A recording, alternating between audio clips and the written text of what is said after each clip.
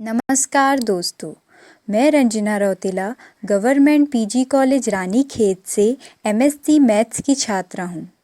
1928 में जवाहरलाल नेहरू जी ने अपनी पुत्री इंदिरा जी को पत्र लिखे।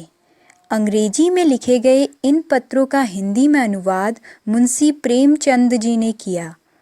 मैं आज पिता के पत्र पुत्री के नाम का 16वें अध्याय का वाचन करने जा रही हूँ। मुझे उम्मीद है कि पुरानी जाति और उनके बुजुर्गों का हाल तुम्हें रूखा मालूम होता होगा। मैंने अपने पिछले खत में तुम्हें बतलाया था कि उस ज़माने में हर एक चीज़ सारी जाति की होती थी, किसी की अलग नहीं। सरगना के पास भी अपनी कोई ख़ास चीज़ न होती थी। जाति की और आदमियों की तरह उसका भी एक ही हिस्सा होता था, लेकिन वह इंतजाम करने वाला था और उसका यह काम समझा जाता था कि वह जाति के माल और जायदाद की देख रेख करता रहे। जब उसका इख्तियार बढ़ा तो उसे यह सूझी कि यह माल और अस्वाव जाति का नहीं मेरा है, या शायद उसने समझा हो कि वह जाति का सरगना है, इसीलिए उस जाति का मुख्तार भी। इस तरह किसी चीज़ को अपना समझने का ख्याल पैदा हुआ।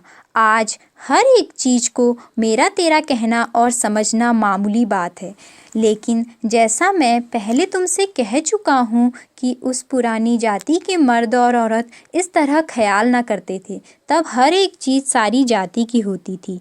आखिर यह हुआ कि सरगना अपने ही को जाति का मुख्य तार समझने लगा, इसीलिए जाति का माल और अस्वाव उसी का हो गया।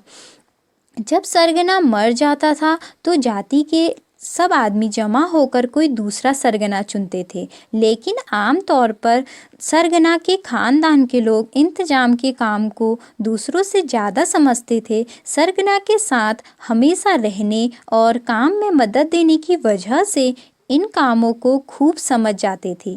इसीलिए जब कोई बूढ़ा सरगना मर जाता था तो जाति के लोग उसी खानदान के किसी आदमी को सरगना चुन लेते थे।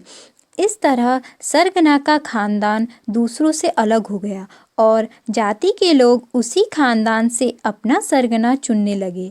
यह तो जाहिर है कि सरगना को बड़े इख्तियार होते थे और वह चाहता था कि उसका बेटा या भाई उसकी जगह सरगना बने, और भरसक इसी की कोशिश भी करता था। इसीलिए वह अपने भाई या बेटे या किसी सगे रिश्तेदार को काम सिखाया करता था, जिससे वह उसकी गद्दी पर बैठ सके। वह जाति के लोगों को कभी कभी कह भी दिया करता था कि फला आदमी जिसे मैंने काम सिखा दिया है, मेरे बाद सरगना चुना जाए।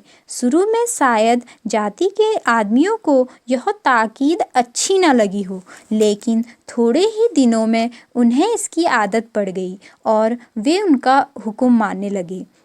नए सरगना का चुनाव बंद हो गया। बूढ़ा सरगना तय कर देता था कि कौन उसके बाद सरगना होगा, और वही होता था।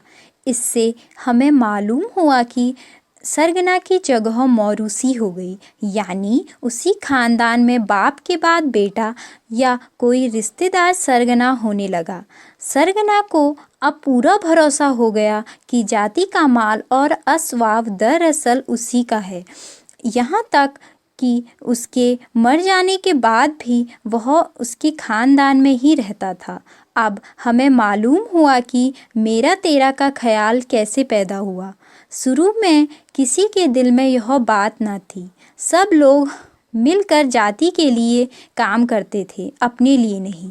अगर बहुत सी चीज़ें खाने को पैदा करते थे तो जाति के हर एक आदमी को उसका हिस्सा मिल जाता था। जाति में अमीर गरीब का फ़र्क न था, सभी लोग जाति की जायदाद के बराबर के हिस्सेदार थे। लेकिन ज्यों ही सरगना ने जाति की चीज़ों को हड़पना शुरू किया, उन्हें अपना कहने लगा, अमीर गरीब होने लगे। अगले खत में मैं इसके बारे में तुम्हें कुछ और लिखूंगा।